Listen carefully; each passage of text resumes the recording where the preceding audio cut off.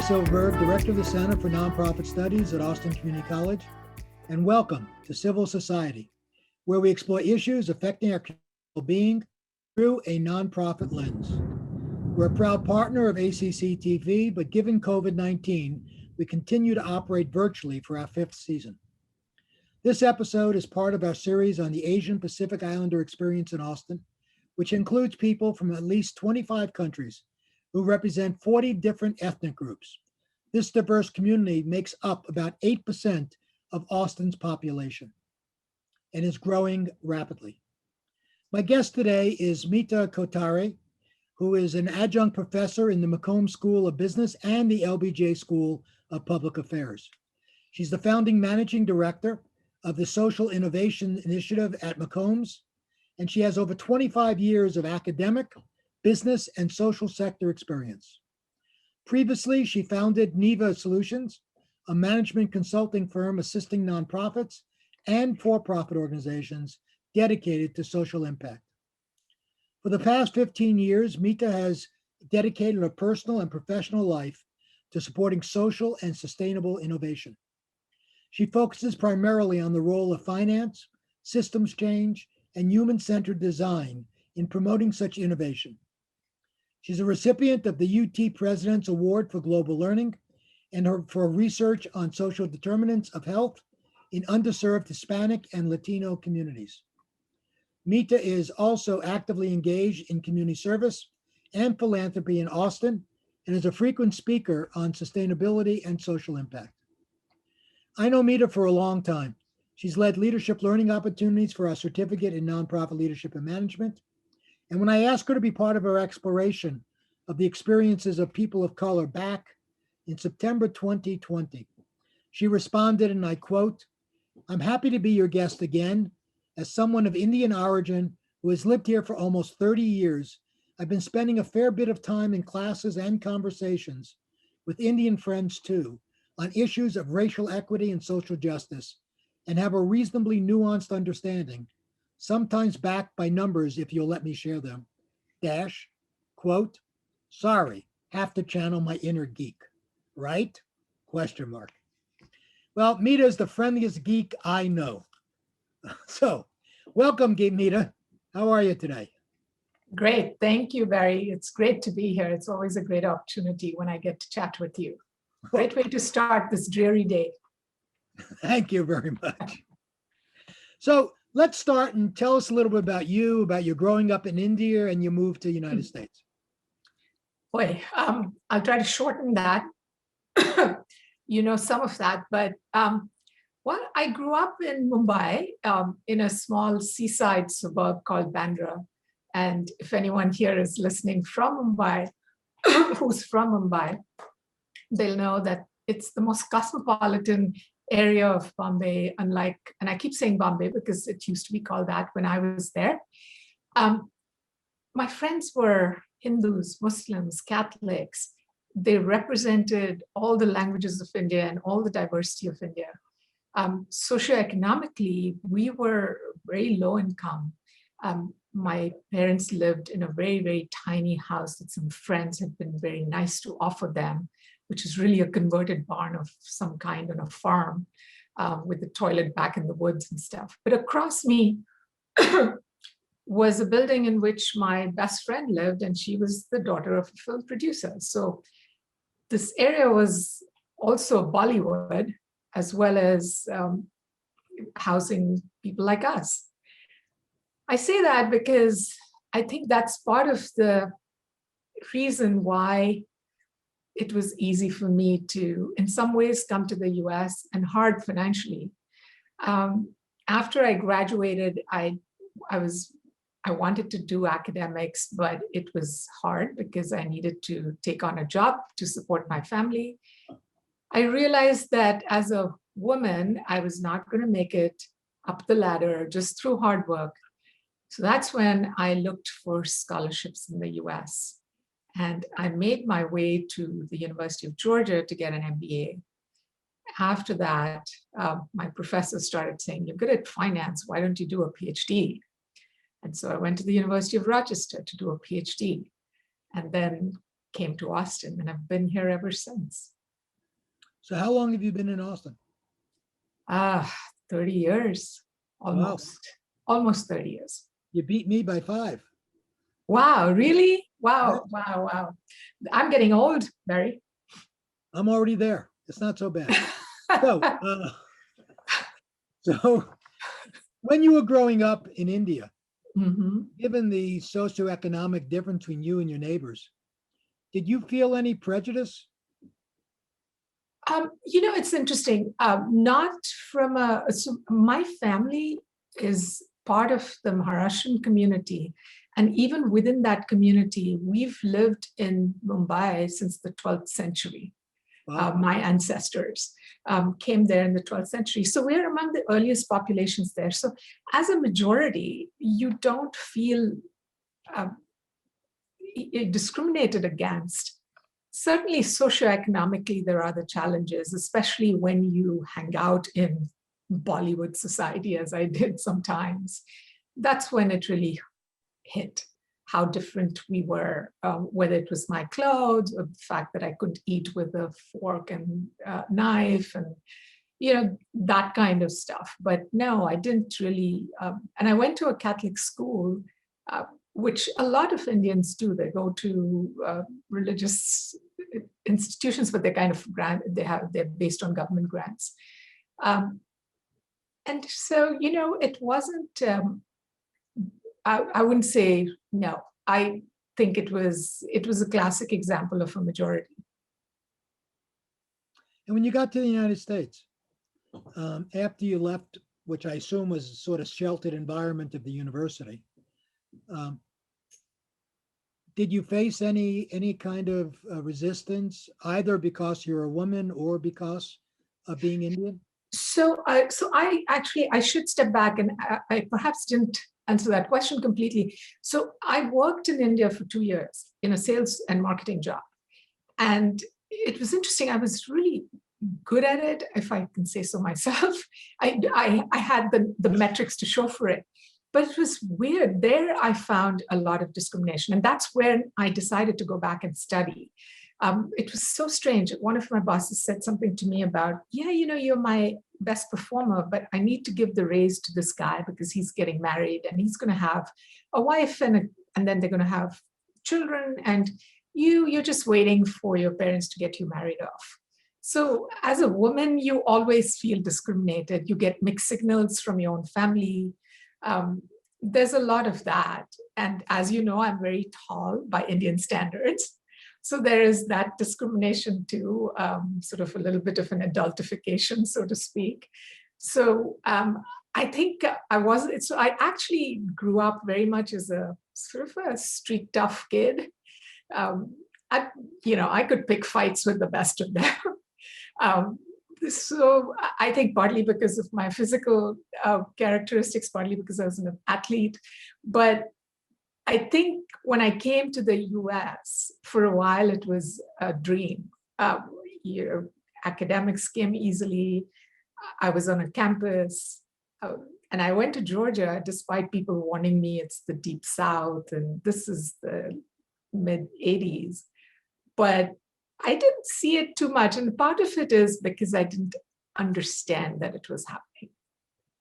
You don't get it, right, till you know, oh, that comment is really racist.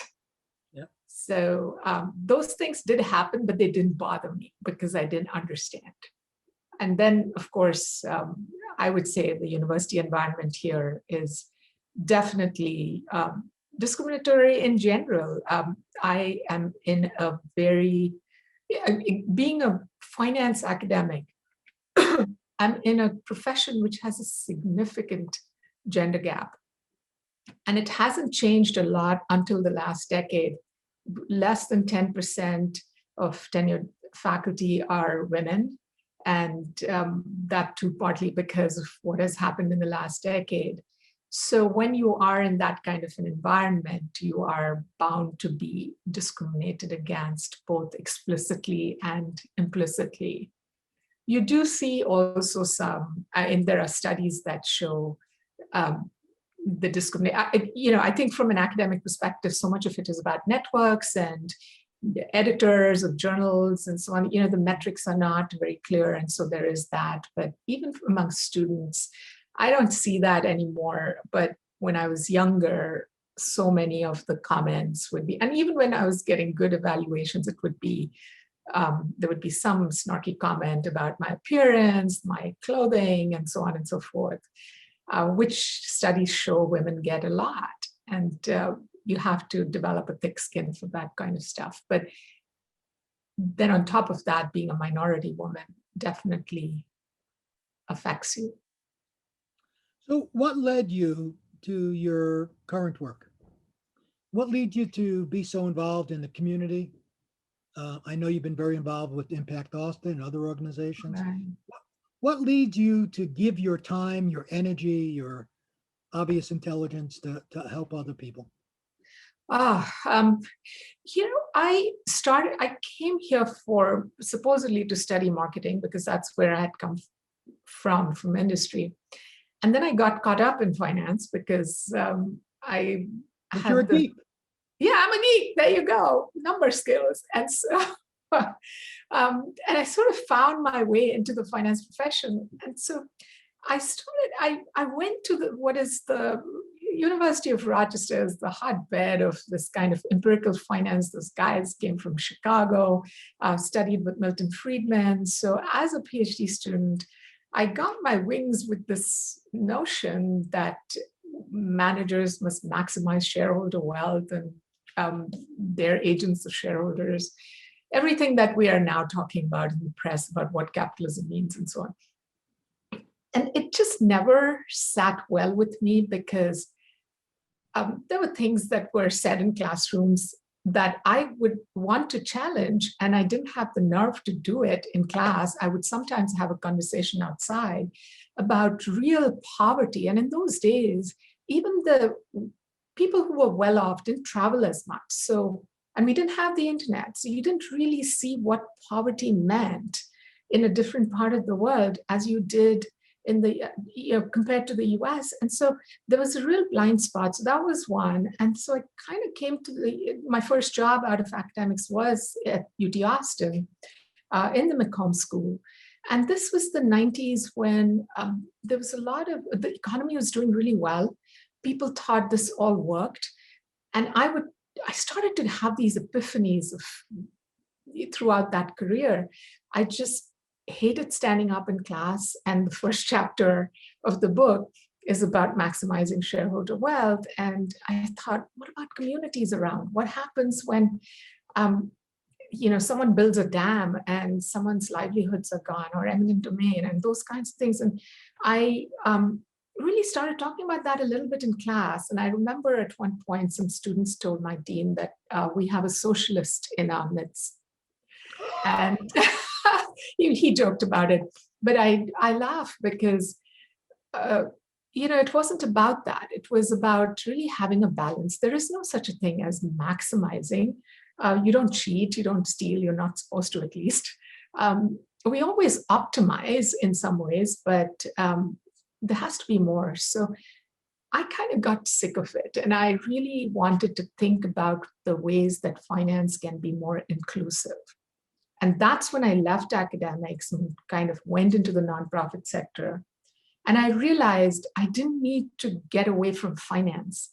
I needed to get away from the understanding of it, that it serves those in Wall Street. It serves only large corporations. There were so many ways we could support the community. So that began my journey. And around that time, after Impact Austin, I had started my consulting business. The LBJ school said, why don't you teach our students some finance for social impact, whatever that meant. And that became my course in the LBJ school. And really, I got a chance to do both. But I've understood a lot over the years that we've been making grants at Impact Austin. Over the years that I've volunteered, I've seen people in the community. I've seen so much of the inequities and the intersection of the lack of opportunity and these inequities. that's kind of why I really want to push my profession to think about that. Finance is not about maximizing shareholder wealth, but about really creating financial arrangements that allow most of society to participate. That's a great segue into my next question. Okay.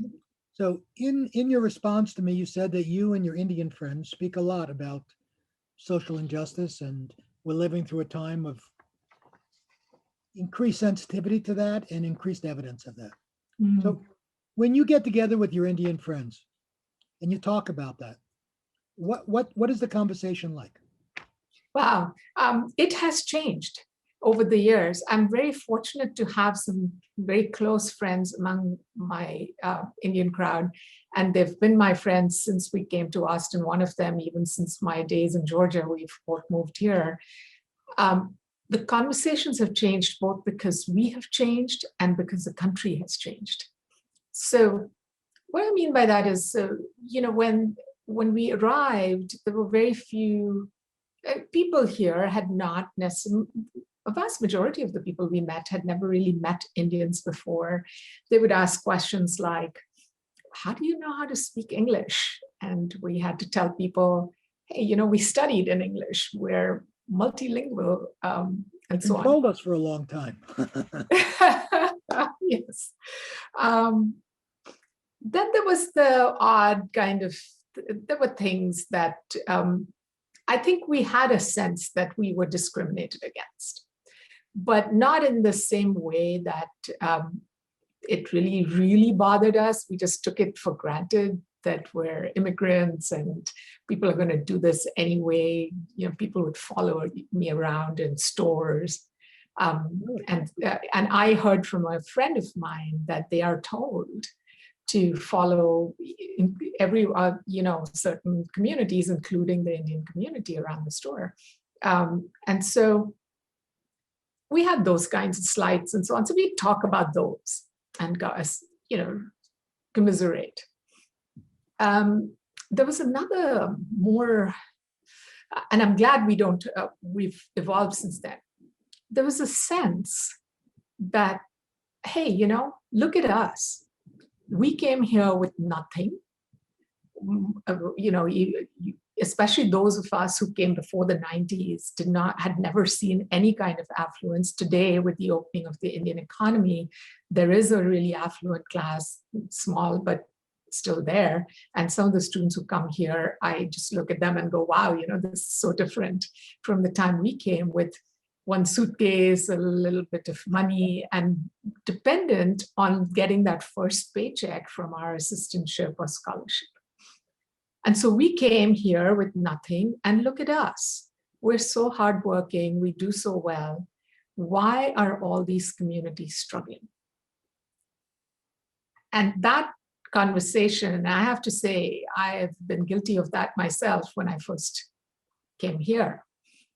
I think it takes some time before you realize you put your roots down, you raise your children here, and your children face certain kinds of discrimination. And that's when you start to think about what's going on in your community. And the more I learned from the community, I also passed that on to my friends, but they themselves started volunteering in the community. Our children started bringing us into the community. And today the understanding that and of course, I'm talking for a small slice of the Asian population, the Indian Americans who came here with degrees in hand for higher education funded by US institutions. And that's partly because the US was giving those kinds of grants to students in STEM fields. And they needed more students to come to those fields. And I think what we miss is that even though, just taking my example, even though I grew up in a low-income family, I grew up in a safe neighborhood, I managed to go to a safe school, we had a decent school, and then we weren't discriminated against for 400 years by our own people. So all of that allowed us the opportunity. And then the second thing is that there is a self-selection bias. those who got in here were really at the top of their classes. And so there is a certain level of opportunity that comes to people like that. I still come across the occasional first-gen of occasional immigrant Indian who will say that, why do we have to worry about this? And I have to sit down and explain that.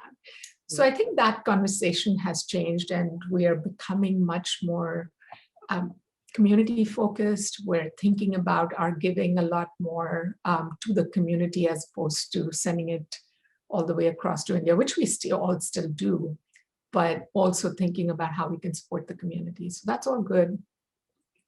So from your perspective, yeah, as someone who lives in, both worlds, you live in the Indian community with friends and family, and who obviously lives right in the general community, for lack of a better term, in terms of what you do at the university and the community. What do you find to be the myths that people have about Indian Americans? And what is it that you, as someone, whether you like it or not, representing that community, thinks that the general community ought to know about Indian Americans? Well, first of all, we're not all engineers and doctors. No. Yeah, that's US policy that led to that. No, actually, there is a little bit of a push. I'm so, one of the things that I think there is a culture, partly because of lack of other opportunities, that started where if you're smart, you really should be an engineer or a doctor. I had my father and mother were not happy at all that I chose not to go into those two fields. But beyond that, I think what I would like, there's so many things. One is that we are a diverse lot. And I think the fact that we have different levels of facility with the language, we have different levels of education is not that obvious to people sometimes. Everyone assumes that we're all very highly educated and so on. So there's a set of folks who came here as students. Then, first of all, among them, there are spouses, especially wives, who didn't come here as students. So they're very different in characteristics than potentially their husbands, who are more integrated into society. Then there's an entire set of people who've come here without the benefit of education.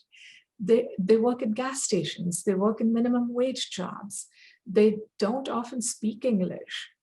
We have refugees, not from the main parts of India, but if I speak for the Indian subcontinent, because we sort of tend to look alike, there is so much strife there along the borders, and we have those folks.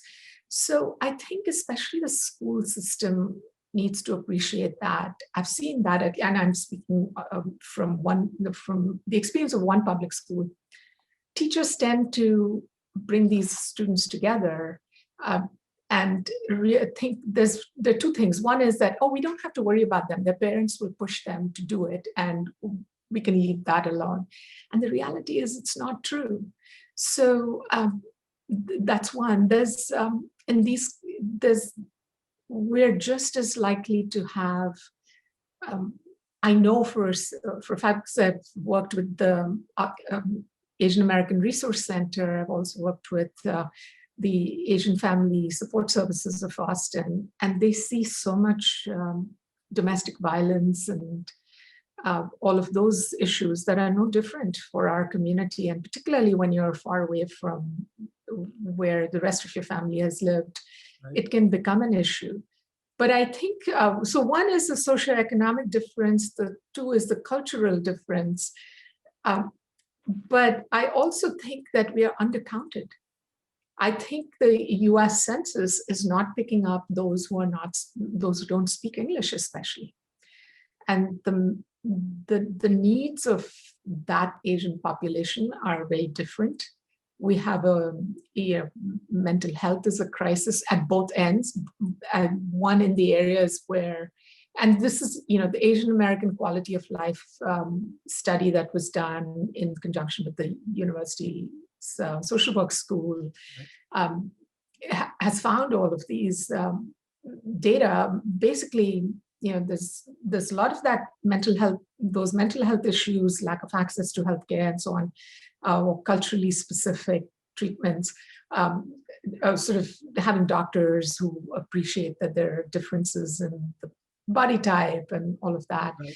But also in terms of at the other end, there is also a huge mental health problem among students. And if there is a PSA that I want to slip in here, it's to Asian American parents.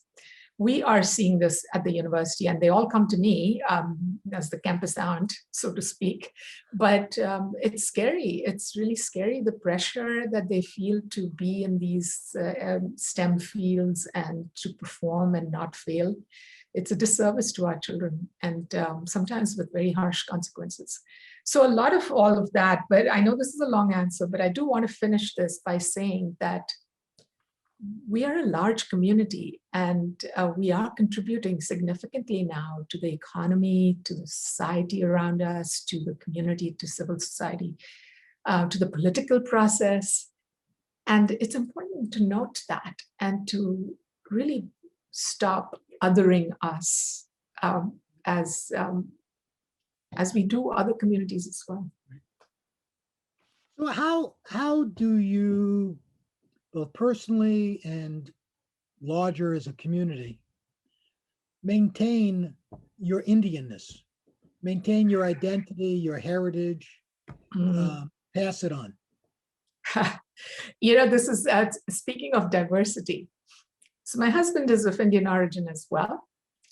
And the only language we have in common is English. It's funny because must make for some interesting fights. Oh yes, absolutely. Although we both speak Hindi, it's not either of our languages, so to speak. I speak Marathi as well, but he doesn't.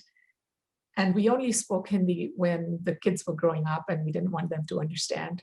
But unfortunately, by doing that enough, both my kids got to understand enough that they knew that they were being talked about. So that has not worked very well. And my younger one decided that because she was not taught an Indian language, she needed to make up for it. So she took, I think, 3 semesters of Hindi at UT. Yeah, so that it's really hard because, like I said, we don't speak another language and so on. So it suddenly becomes hard to keep those traditions alive. And even religious traditions and so on are so different across the country. But one of the things that we have, if you ask my children why they know they're Indian, besides the way they look, they'll say it's the food. We can't go a single week without some Indian food. And that's true even when they've started to live away from us. Both of them have become good cooks, and they cook all kinds of foods, but Indian food, things like chai time, the old, I don't know where the influence came in India, but whether the British brought it or we gave it to them. But, that 4 o'clock tea time is a thing in my house as well. Whoever is having tea will ask the others, do you want some? But other than that, we do try to celebrate a few things with our Indian friends sporadically. It's not where we don't go to temples and so on, but my children are definitely both into yoga and meditation, which I sort of got them into early in life because I had that opportunity. So yes, I think that's where and then, when unfortunately, all the grandparents passed away in the last few years. But when they were alive, they came and lived with us here for several months at a time. We went to India several times while they were alive. So the children know what it feels like to look like in India. And, my daughters have watched an 8-year-old come to the car and beg. And I think it has affected them tremendously. Yeah. So in terms of what would you say now, given your life experiences, to the Meeta who's I assume you came by plane, who got off the plane, okay, a little nervous about being in this big, well, India is pretty big, much bigger, I think, than the Yeah. United States, but being in this new world, what would you say to that Meeta? You know, my goodness, couldn't we all write a book about that over the Yes, years that we live? Um, it's funny. There are both. This goes both ways. I'll start with the other way. I think what my younger self could teach me today is that amazing. I was fearless. I had There was so much resilience that I almost feel sometimes I lost from years of affluence, if that makes sense. There was just this do or die spirit. I showed up in the US, I didn't know a soul. And I looked at the instructions, and apparently I was going to land in Athens, downtown, Athens, Georgia, downtown at midnight with a Greyhound on a Greyhound bus from Atlanta. Thank goodness somebody called some uncle of mine who called somebody. And suddenly in Atlanta, I had someone show up at the airport who was an Indian family saying, someone told us an Indian student is coming here. I was 20, I had just turned 22. So I think sometimes I have to channel my inner fearlessness, my resilience, my risk taking from my 22-year-old self. I think once you become a parent, you become a little more risk averse. If you don't use that muscle, it goes away. absolutely. So I think that is something that I had. Whereas on the other side, I think I would tell myself not to worry so much about the future. And what I mean is not, when I tell students that, and I talk about this a lot with my students, what I try to tell them is to not be on a journey to somewhere all the time. To be in that present moment is the true joy in life. Hard work, consistency, perseverance trumps talent any day. That is a given. So being consistent, working hard every day is all important. But as long as you make reasonably good choices, you're going to be fine. I remember all the worry and all the tension about, where's the next and again, I say this from a place of privilege. I think worrying about the next day and the future is something that you often have to do when you are living in very difficult conditions. But I think for the average person, as a young person, I see this in my children as well, more so in one than the other, just a lot of concern and worry. And number two, I would say that all of us, as long as we're lifelong learners, can have a productive life, and we can pivot and pivot and pivot and keep changing what we do if we need to. If you're not happy in one thing, you can move to another. It just requires learning, and that giving yourself those chances to fail, to get up, find your way is something we don't allow. And especially in the Indian culture, I think because there's so much pressure on academics and so on, I think we don't allow our children to understand that.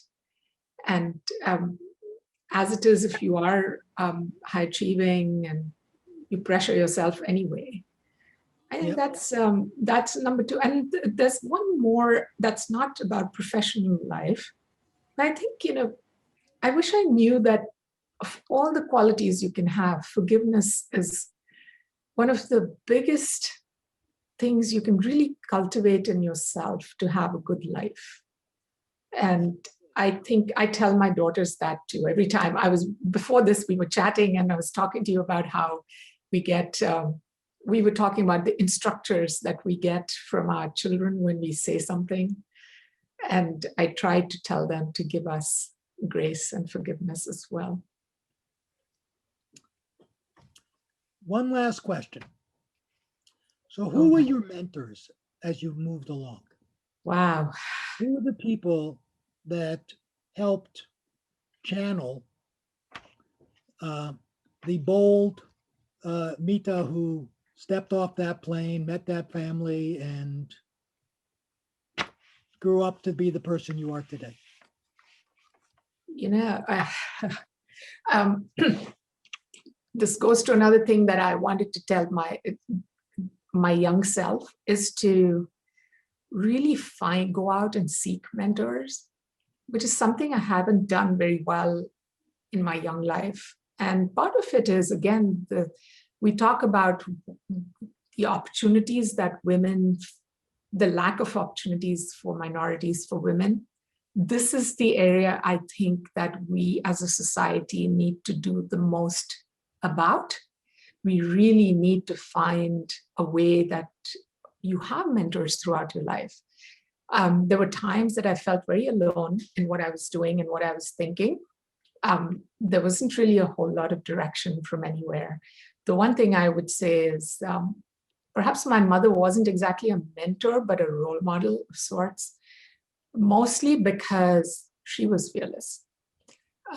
Until she was not, because she suffered through her middle age, suffered through a lot of depression and so on. But she just was out of the box, everything about her. She wanted to learn. She learned English because she wanted to know what language her children were learning. And she started learning from the same books that my brother started, my older brother started in his kindergarten. And brought magazines, started reading it. If you ask all my cousins, they think she is just the most amazing woman. And so I think I learned grit and all of that and that learning from her. I also think that along the way you get, there are teachers whom you remember, and those become your mentors. It's just people all along the way, not anyone particularly that I can point to after my mother. That's a good choice. Yeah.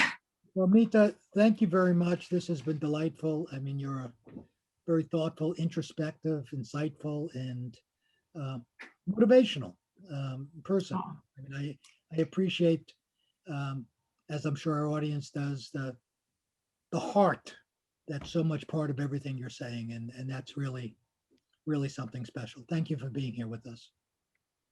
Thank you, Barry. It's my pleasure. Thank you. You're very kind. Thank you all for watching and participating in civil society. And thank you, as always, to Kate Tolliver for our managing producer for her support. You can read more about Meeta and the issues we just discussed and view previous and future episodes of Civil Society at nonprofitaustin.org/civil-society. I wish you all a happy and safe day. You all take care.